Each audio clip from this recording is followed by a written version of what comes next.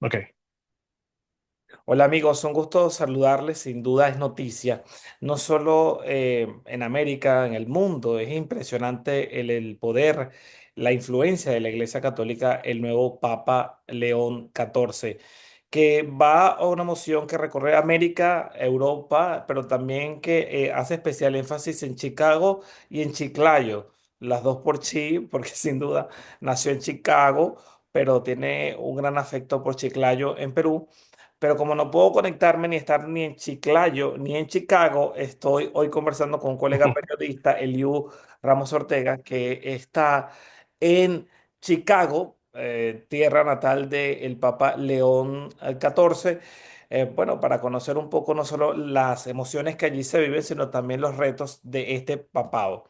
Gracias, Eliu. Esta mañana conversamos en la radio y me gustó mucho tu planteamiento y tu conocimiento, sobre todo sobre estos cambios que ya se están produciendo en la iglesia. Yo lo que primero quiero comenzar antes de ir a la parte emocional y de cómo se vive esto en Chicago, en Chiclayo, es que, bueno, viendo las primeras 24 horas de este nuevo Papa, ¿no? León XIV, me pareciera que tenemos como una continuidad de lo que fue el Papa Francisco. Obviamente cada quien tiene su estilo, un pensamiento, un criterio, pero en teoría pareciera que se mantiene esta dirección. ¿Cómo lo evalúas? Bueno, las primeras palabras, por cierto, primero te agradezco la Oh, un invitación esta placer. mañana a la radio y Eh, ahora a tu canal. Gracias. Orián, me complace mucho compartir y colaborar con periodistas venezolanos que ahora estamos todos repartidos alrededor del mundo y ha Así es. sido providencial. Fíjate que yo jamás esperé tener que cubrir esta noticia o una noticia de este tipo y que haya caído en Chicago. Es como que te hayan caído todos los numeritos, ¿no? Es Ujú. mi diócesis, la diócesis donde tuve la oportunidad de colaborar con el circuito de radio católica más grande del mundo, que es Relevant Radio, que tiene 220 emisoras desde Hawái hasta Maine, de Maui to Maine. Y eso fue lo que me trajo a la ciudad. Entonces quedé en el mundo católico enraizado para cubrir esta fuente. Y entonces me tocó vivir el cónclave desde Chicago y cae el Papa aquí en Chicago. Ha sido realmente un aluvión de preguntas, de invitaciones y que esto muestra varias cosas. La primera, que en Venezuela tenemos un dicho de que toda escoba nueva barre bien. Entonces, Eh, la designación de un papa hace que haya esperanzas renovadas en la iglesia. Esto va a traer más gente a misa, más gente a los templos y más aún tratándose de un hecho histórico. Un papa que combina haber nacido en Estados Unidos, que no había pasado nunca en la historia, pero que además continúa el mensaje en español. Yo ujú. creo que ni siquiera cuando Juan Pablo II, porque Juan Pablo II, si bien es cierto, tenía uno de los idiomas que dominaba, era el español, y cuando visitó dos veces Venezuela, pudo hacer homilías en español gratamente recordadas. Este, en este caso se trata de alguien que habla español prácticamente como su primera lengua, puesto que él gobernó la diócesis de Chiclayo durante 10 años. Ujú. Esto hace que podamos tener la esperanza de que se comunique directamente con los latinoamericanos en nuestra lengua materna, y eso es muy importante. Sobre lo que ya comienza a verse de su papado, esta mañana decía: soy un humilde hijo de la iglesia, deseoso de servir como pastor. Que el Espíritu Santo nos guíe a todos en el camino de la verdad y la paz. Dice varias cosas. Primero, la humildad. Como Ujú. sabemos, la humildad implica, Ujú. viene de la raíz etimológica humus, que es suelo, que es tierra. Entonces, es un papa con los pies sobre la tierra, aunque tenga la cabeza y la mente en el cielo. Es un papa de carácter social. Esto es muy importante porque no se trata de una iglesia donde todo sea: ay, pobrecita la gente, vamos a rezar por ellos.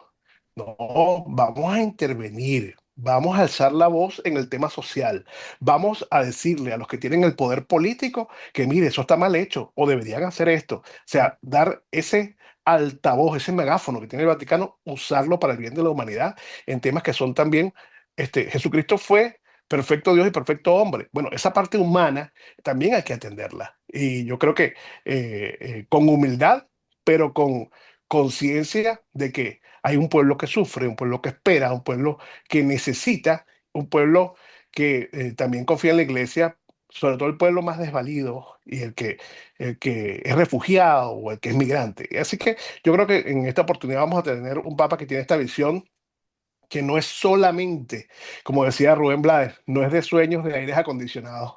¿Y te acuerdas de esa letra del Sí, padre sí, Antonio del Monaguillo Andrés? sí. No, no es un padre criado en Sí, las sí, paredes del sí, que Vaticano, mantiene esa sino cercanía que podemos decir que Francisco la tuvo, ¿no? Con la un gente. pastor que huele a oveja, un pastor que huele a oveja, que ha Y como estado católico, caminando. cómo percibes esto? O sea, ¿cómo lo sientes? ¿Cómo al escuchar esta homilía te da esa confianza, te da esa esperanza, te mantiene viva esa meta de que mantener esa iglesia unida de la gente?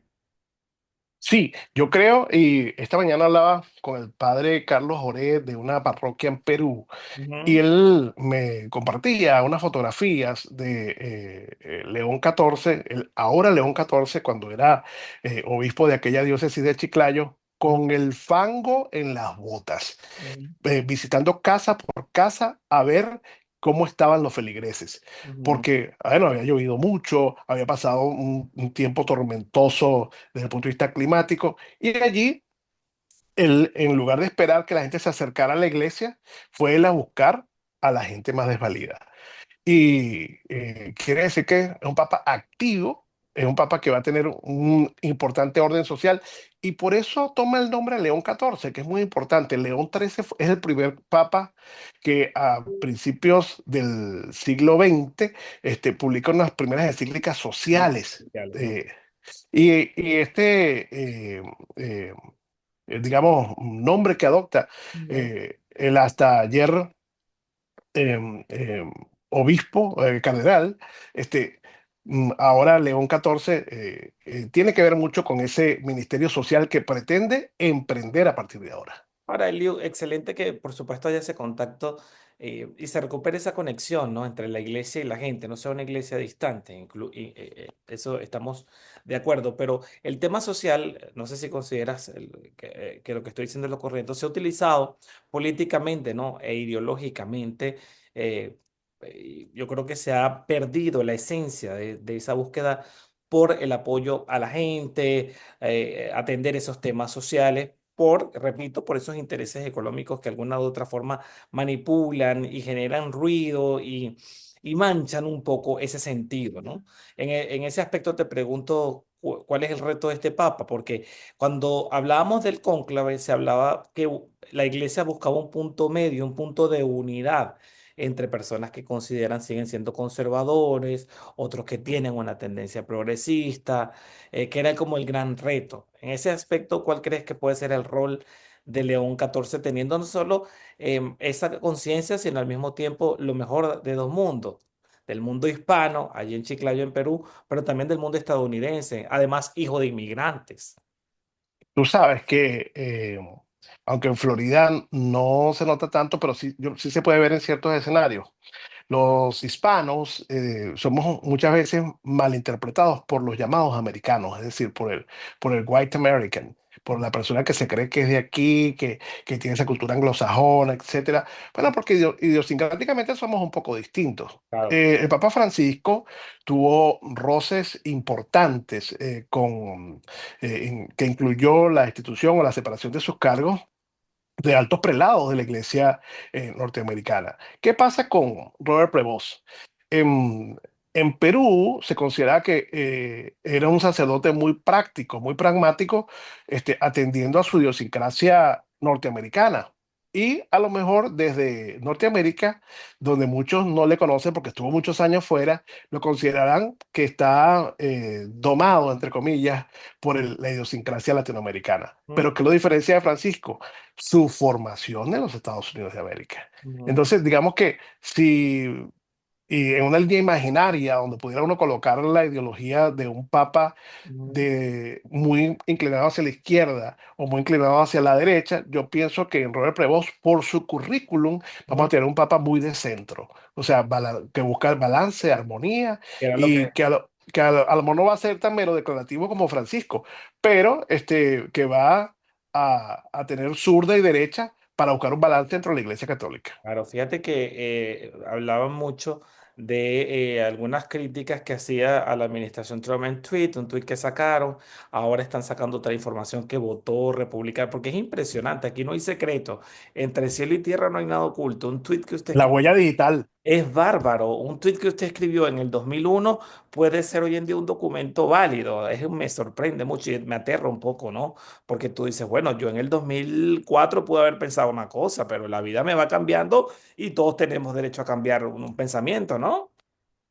Pero con respecto a eso te digo varias cosas. Es normal que la gente más conservadora en este país vote republicano. Sí, sí. Eso es de alta incidencia. Sí. Es raro ver un demócrata como yo, si es muy demócrata, como el presidente Joe Biden, es probablemente un católico que está fuera de muchos de los parámetros de la iglesia. Bueno, porque el Partido Demócrata abiertamente en temas álgidos como por ejemplo el aborto y la eutanasia, ellos están a favor y la iglesia está en contra. Entonces, hay un poco de coincidencia en los valores conservadores que defiende la iglesia católica y los valores conservadores que defiende el Partido Republicano. Claro, Entonces me parece natural que alguien como un cardenal vote republicano, claro, pero también me parece que el que está muy al oeste del oeste está en el este, ¿verdad? Pues la Tierra es redonda. Es decir, si tú lo este estás, te toca. claro, los extremos se tocan y yo sí creo que el hecho de que tú tengas valores conservadores no implican un apoyo automático a las políticas, por ejemplo, del presidente Trump, y él lo había dicho en varias publicaciones de su cuenta personal de X, la red anteriormente conocida como Twitter, que no estaba de acuerdo con la expatriación o deportación Mm. de migrantes a El Salvador, y que pedía mayor solidaridad y respeto a los derechos humanos del migrante. Sin embargo, bueno, hay una buena disposición para que ambos conversen. Por el presidente Trump hay celebración porque él quería que el próximo sumo pontífice fuera de Estados Unidos. Ya hay una conversación, se espera que se reúnan. Entonces, bueno, vamos a ver el curso de esos acontecimientos en los próximos días. Yo Claro quiero que sí. contarte el tema del acercamiento de la iglesia, ¿no? Con la gente, porque claro, si bien la iglesia tiene una misión, realiza una misión, tiene una fuerza importante, me sorprende mucho ayer ver todas las banderas, todos los televisores del mundo concentrados en la fumata, concentrados en lo que iba a pasar después. Yo conversaba con una familia que no es como muy practicante, pero estaba pendiente y esperando al Papa. Entonces yo digo, madre mía, es un poder que es inocultable, o sea, no lo podemos tapar. No lo podemos tapar la cantidad de reacciones, reacciones y reacciones que a minuto de presidentes, desde Putin, llegando hasta Claudia Sheinbaum, o sea, es decir, todo el planeta prácticamente reaccionando, no dice aquí no podemos ocultar esto, ¿no? Acercarse a esa gente, pero al mismo tiempo la iglesia tiene grandes desafíos. El tema de los abusos sexuales, yo creo que indudablemente ha manchado a la iglesia y ha alejado a mucha feligresía, ¿no? Y sobre todo los tiempos que han ido cambiando. Hoy en día, por ejemplo, no hablaste del aborto, también están los gays, está, en fin, hay un mundo muy diverso, ¿no? Que Dios es para todos, como dicen. Pero que entonces, ¿cómo crees tú que es digamos, el trabajo que debe hacer este Papa para acercar a todo el mundo a esa iglesia, ya sea el que no cree, el que no se siente identificado o el que se ha alejado porque ha sufrido este tipo de situaciones a las que hice referencia? Francisco llevó la iglesia al borde de la mayor apertura en la historia de los siglos. Y yo creo que este Papa no solamente no va a retroceder, sino que va a consolidar algunas de las iniciativas del Papa Francisco. Y estas iniciativas no pueden violar, recordemos que la Iglesia Católica es depositaria de la verdad del Evangelio que proclamó Jesucristo, o sea que hay cosas que no se pueden cambiar, pero lo que sí es que creo que va a ser una iglesia muy inclusiva, muy moderna en términos de que se separa el pecado del pecador, se considera a toda persona, bueno, que eso no es exclusivo de la Iglesia Católica, eso también está en la Carta de los Derechos Humanos. Toda persona tiene una valía en sí misma, una dignidad por el hecho de existir. Y eso incluye a los gays, a las lesbianas, a toda toda la gente está bajo el paraguas del LGBT, y también el perdón a la gente que pasó por una situación de un aborto, a la gente que se divorció y entonces se volvieron a Oh, casar, pero quieren tener una vida de cara a la iglesia. Entonces, Francisco lo llamaba ministerios particulares, atención uno a uno. Y ujú. yo creo que eso no va en contra de las políticas de la iglesia. La lucha mía, la tuya y la de cualquiera que nos está viendo es una lucha personal para ir al cielo y que debe ser un esfuerzo diario. No tiene por qué ser juzgada por terceros. Este es un tema entre Dios y yo. Eso sí, de conformidad con la Iglesia Católica, hay una cantidad de extremos que pasan, por ejemplo, como los sacramentales o los siete sacramentos, que implica ir, o sea, hay una cosa muy bonita que a mí me gusta, ahora que hemos visto a la Capilla Sixtina, en el cuadro de la creación de Miguel Ángel está el dedo de Dios y el dedo del humano. El dedo del humano, si lo vemos, está está apenas aún, tiene lo que llaman la falange contraída. O sea, debes estirar un poquito ese dedo para tocar a Dios. Ese es el pequeño esfuerzo humano, o ese es el pequeño sacrificio que se exige para estar en comunión con Cristo, en comunión con Dios. Es decir, que lo que se quiere es que la gente se acerque. Francisco lo decía, no convertir la iglesia en una aduana. Tú entras, tú no entras, tú sí entras. No, no, vamos a entrar todos. Pero eso sí, como dijo Jesucristo en el Evangelio, bienvenido, vete y no peques más. Es decir, buscando el cambio de actitud de los corazones para tener una vida más limpia que construya una sociedad más bonita. Recordemos que la única parte de la iglesia que los católicos pueden cambiar es a uno mismo, porque todos somos la iglesia. Claro. ¿Tú crees que el tema, por ejemplo, de los abusos sexuales va a seguir siendo abordado a profundidad, con la seriedad del caso? Por ejemplo, el Papa Francisco lo hizo, lo reconoció, habló, lo lamentó junto a las víctimas. Una cosa impresionante que jamás se olvida del Papa Francisco. O sea, o particularmente que recuerdo con particularidad porque no tapar, abrir la realidad, lo que se denuncia y acercarse a las víctimas, mi respeto. ¿Cree que ese tipo de labor va a continuar? Muy más allá, el Papa Francisco logró que se abrieran Mm, cada caso y que se pusiera a la disposición de la justicia ordinaria. mm, Los abusos y los que fueran demostrados tenían que pagar. Y en los que hubo responsabilidad de las diócesis han tenido que incluso vender templos, cerrar iglesias, vender edificios que eran monasterios y que ahora serán complejos de apartamentos, restaurantes y hasta bares porque hay que pagar a las víctimas, hay que indemnizar. Y eso lo autorizó el Vaticano. Yo creo que eso hay que decirlo porque muy poca gente lo sabe. Aquí en Chicago tú vas a ver muchas iglesias cerradas con el aviso de se vende afuera, porque bueno, se está vendiendo el edificio para poderle pagar a una cantidad de víctimas en decisiones, en demandas multimillonarias que se acordaron aquí y que las diócesis están pagando no solamente aquí, sino a lo largo del mundo. Y hay un caso muy importante, Orián, que yo creo que tú lo sepas y que la gente lo puede buscar en internet. a ver. Busquen el caso del Sodalicio del Perú.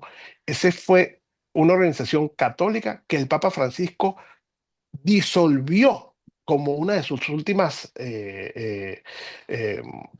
decretos papales, Mm, este, disolvió esta entidad porque había cometido demasiados abusos y no tenía sentido seguir autorizando su funcionamiento. Entonces, esto ocurrió en Perú, por cierto, en el mismo país de donde viene León XIV. ¿Y cuál fue la actitud de León XIV? Lo acabo de confirmar con un sacerdote. Fue ir hasta las últimas consecuencias, apoyar las investigaciones y si había que disolver una institución de la Iglesia Católica, disolverla y que paguen. Por cierto, ahí en Perú han pagado más de $2 millones, que para Perú, a lo mejor en Estados Unidos no suena mucho dinero, pero en Perú es una cantidad importante. Los retos dentro de la propia iglesia, ya hablamos de acercar a la gente, hablamos de los abusos sexuales.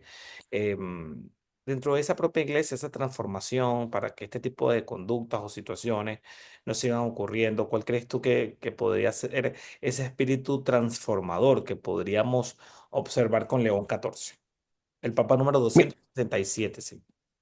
Sí, hay dos cosas a las que me quiero referir. Primero, no arreglar lo que no está roto. Es una cultura muy norteamericana, ¿no? ¿No? Don't fix it if not broken. No, So, Eh, en Estados Unidos hubo varias polémicas, por ejemplo, que si prohibir la misa en latín, que si, mira, yo te digo una cosa, el propio Francisco, que en paz descanse y Dios lo tenga en la gloria, me parece que se contradijo, quién sabe, a lo mejor mal aconsejado por alguien en la curia, al prohibir la misa en latín. Entonces yo creo que si tú tienes una iglesia que está llena porque a la gente le gusta la misa en latín y a mí me gusta la misa carismática y al otro le gusta la misa con mariachi y al otro le gusta la misa con cantos gregorianos, eso no tiene nada de malo. O sea, en tu propia familia, yo no sé, yo tengo hermanos y todos somos diferentes, de carácter, de temperamento, pero seguimos siendo una gran familia. Eso es la iglesia. Entonces, el hecho de que tú tengas una variación que no vaya contra lo sagrado, pero, pero que si la música cambia, etcétera, mira, no tiene ningún problema Ujú. en cuanto al hecho de que la liturgia sea variada. Yo creo que ahí no debería haber ningún problema. Y te digo pues esto porque mucha gente se acerca a otras iglesias separadas, presbiterianas, bautistas, evangélicas. Bueno, porque les gusta más la música, porque el pastor habla más bonito, Ujú. porque hay emoción. Entonces dicen, no, ese es el Espíritu Santo que está vibrando. Y no es verdad. Hay gente que tiene estudiadas las emociones. Y yo creo que en la Iglesia Católica, Ujú. este, que no nos falta el Espíritu Santo nunca, que tenemos a Jesús ahí en la Eucaristía, porque no podemos compartir esa felicidad y esa alegría, Claro. porque yo creo que ese espíritu está, o sea, si una cosa tenemos en común todos los seres humanos es la búsqueda de la felicidad, y por qué no demostrar esa alegría cuando vamos a alabar a Dios. Ok. Perfecto, así tiene que ser. No quiero cerrar primero sin preguntar cómo se vive esto en Chicago, pero antes de ir a Chicago, así como he hablado de lo que podemos esperar de León XIV dentro de la iglesia, de acercar a todas las comunidades, de abordar temas delicados como los abusos sexuales, no quiero pasar por alto tres temas importantes. Uno de esos seguro tú lo conoces muy bien. Seguro todos, pero en particular uno lo vives con mayor profundidad, que es el tema de Cuba, Nicaragua, Venezuela, ¿no? Y hago especial referencia no solo a Venezuela, porque somos venezolanos, sino también el caso de Nicaragua, que a mí me ha impactado muchísimo. El caso de tantos curas, de prohibir las procesiones, de llevar a la expatriación prácticamente de monjitas que las sacan, las obligan a salir hasta Costa Rica, con la frontera más cercana. Esto es una cosa impresionante que hemos visto, sobre todo la persecución tan férrea en el caso de Nicaragua contra la Iglesia Católica, que no lo hemos visto en Venezuela, ¿no? En Venezuela, de momento, hay como gran respeto a lo que hace la conferencia episcopal y toda la iglesia católica en Venezuela, por ahora, pero en Nicaragua se ha sido muy fuerte. Tú sabes que te tengo una buena noticia. Ay, a ver, a ver. El Papa León XIV Ujú. recibió parte de esta oleada de inmigrantes venezolanos en el Perú y los atendió personalmente en su diócesis, porque éramos demasiados, o sea, casi 1 millón de venezolanos caminando hacia Perú y le tocó vivir la situación venezolana contada por sus propios protagonistas, que eran nuestros venezolanos caminantes que iban hacia el sur. Entonces, ya León XIV, de primera mano, de venezolanos necesitados, refugiados, inmigrantes, conoce el caso de Venezuela. En el caso de Nicaragua, yo debo decir que el Vaticano tiene que usar las fuerzas que tiene, que no son fuerzas armadas, ¿cierto? Por cierto que el Papa lo dijo ayer, una paz desarmada y desarmante. Qué Ujú. frase tan importante, ¿no? Este, el Vaticano, gracias a las gestiones del Vaticano, y del Papa Francisco, se Ujú. logró la excarcelación de gente que tenían detenidos 3 años, incluyendo sacerdotes y monjitas, pero también dirigentes políticos que salieron en un avión hacia los Estados Unidos. Y algunos de los sacerdotes salieron hacia el Vaticano. ¿Contra su voluntad? Sí, pero la iglesia velando por su gente, no dejarlos morir de hambre en una cárcel, no dejando que los fusilen o que luego aparezcan muertos. Esto es muy importante porque la vida sabemos que no tiene repuesto. Entonces, no se trata de que, no, es que el Papa va a ir y va a tumbar un gobierno. El Papa primero vela por la gente. O sea, estuve preso y me visitaste, tenía hambre y me diste de comer, no tenía techo y me diste posada. Es decir, esas obras de misericordia que se corresponden con la Iglesia Católica van a seguir y tienen que seguir siendo el norte del Papa. Pero la autoridad moral y los actos positivos van a terminar desgastando este tipo de regímenes autoritarios En- que yo creo que están a un tilín de que, y bueno, y invocamos que sea lo que sea, que para bien sea, pero además que con la bendición y los Óyeme, ángeles digan amén para que los cambios se den en este tipo de regímenes. sí, amén, que así sea. Bueno, no quiero despedir el Liu, que sé que además me ha cedido prácticamente gran parte del día, no solo en la radio, ahora aquí en este espacio que estamos conversando.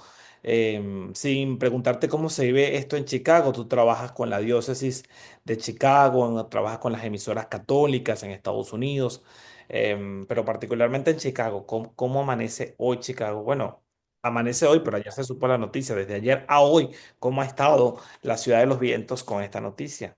Con una alegría desbordante, Pues, Orián. Es como haberse ganado la lotería. O sea, primero no te lo esperabas, o sea, tenías un boleto, pero no tenías ningún chance. Y cayó aquí.